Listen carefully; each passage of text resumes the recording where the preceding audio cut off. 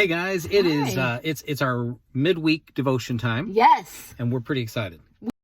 So stoked. So tonight, what we're looking at is we're in Galatians chapter 6, and we're going to be looking at verses 1.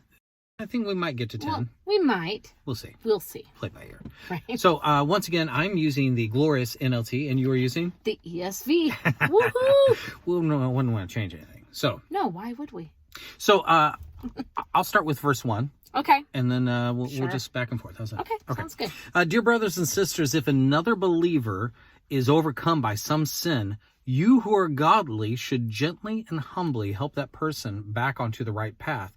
And be careful not to fall into the same temptation yourself. Ooh, I like that. That's fire. Okay, so you notice how it says gently. Yes.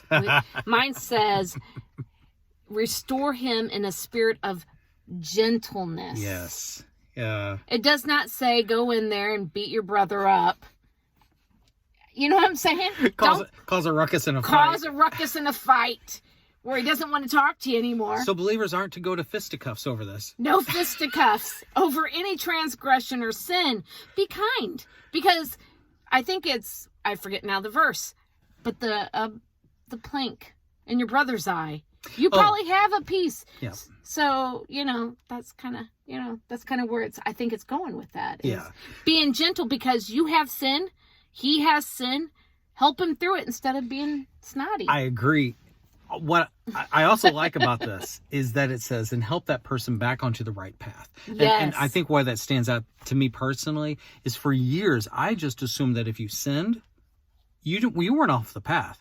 You were off the boat. Like, you're done, right? And so how beautiful is it that he's saying, you know what, they just need a little help back onto the right path. Right. Isn't that great? That is awesome. That's encouraging to know that God just doesn't abandon you because you messed up.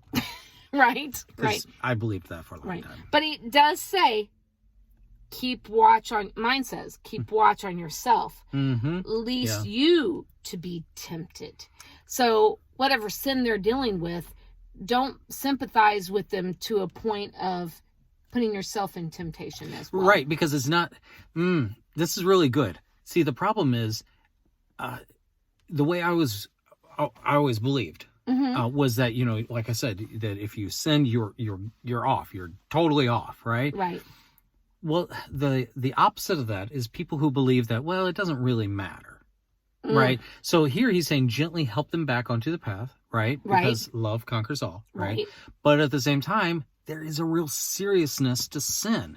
The Bible tells us in Romans that the wages of sin is death, right? And so anytime as believers we're flirting with sin, we're flirting with death and evil. We are, it's a serious game we're playing, right? Yeah. And so I agree with you. I think it's really powerful. Be careful not to fall into the same temptation yourself. If you're a blind person and you're leading a blind person, you're both going to wind up in the ditch. Right? There you have it. All right. All right. We better go on to verse 2. Verse 2. Bear one another's burdens and so fulfill the law of Christ. Ooh. Yeah, you got some good stuff There's on that. There's a lot here. He says. So it says that we obey the law of Christ by sharing each other's burdens. So I just took the verse and put it in reverse, right? Share each other's burdens and in this way obey the law of Christ. Wow. What does that tell us the law of Christ is to love other people. Yeah. You cannot ignore people's needs.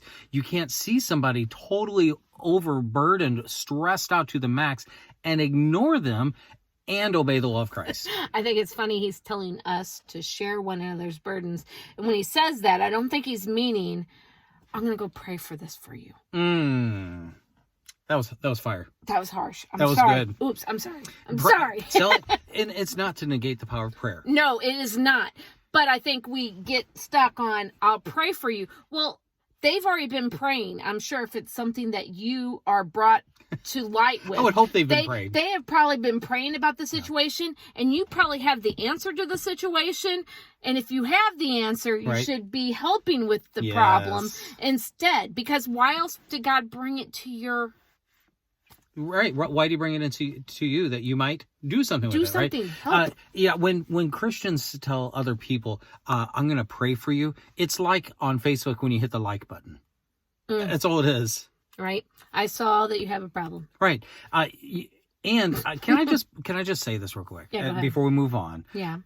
If you're going to be so rash as to tell someone you're going to pray for them, I'm going to pray for you about that.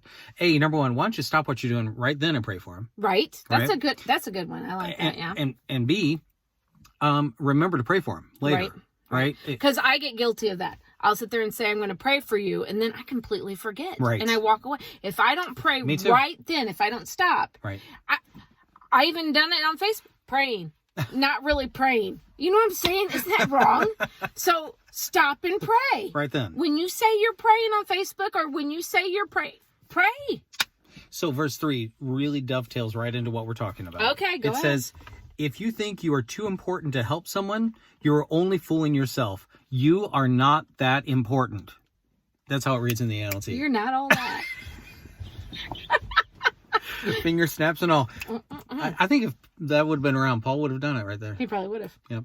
So if you think you're too important, get over yourself. I liken this back to some of my ministry years where I was very busy. And I thought, I cannot trouble myself with some of these things. Kevin. Right. If you think you're too important, I can honestly understand that whole mindset. Yeah. You're very busy. You're a very busy person. Here you are taking time out. You're doing this very holy action. You're so sweet. By watching a devotion, you're learning about Christ. You're growing. It's wonderful. But if you think you're too important to stop and help somebody, whether it's somebody who's out on the street and is destitute, or whether it's your neighbor next door that's just having a little trouble with the leaky pipe. You know what I'm saying? Right. Like, if you feel like you're too important to help somebody, you're fooling yourself. Speaking of, we have a leaky pipe. We need to call Ken. We should. Yeah. All right. So verse 4 is, pay careful attention to your own work, for then you will get the satisfaction of a job well done, and you won't need to compare yourself to anyone else. Okay, go ahead. So the idea here is very simple. If you are, it's the Bible's very polite way of saying, mind your own business. Do what God's given you to do, and be satisfied in that work, and don't look at anyone else's. Oh, that's really good. Whether you think they're doing too little, or you think, I wish I could do what they're doing. Usually we're thinking they're doing too little. Yeah. Yeah. So the Bible is just very clearly saying, I feel like, saying, just do what God's told you to do. Stay on task.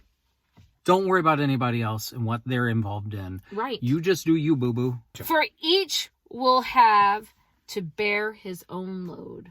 Ooh. Mine refers to that as conduct.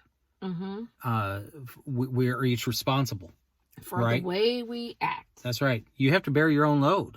And some people, I've heard other people in different websites get frustrated and say, verse 5 is contradictory to verse 2, where we're told to share each other's burden. No. And now we're told, no, you got to bear your own burden.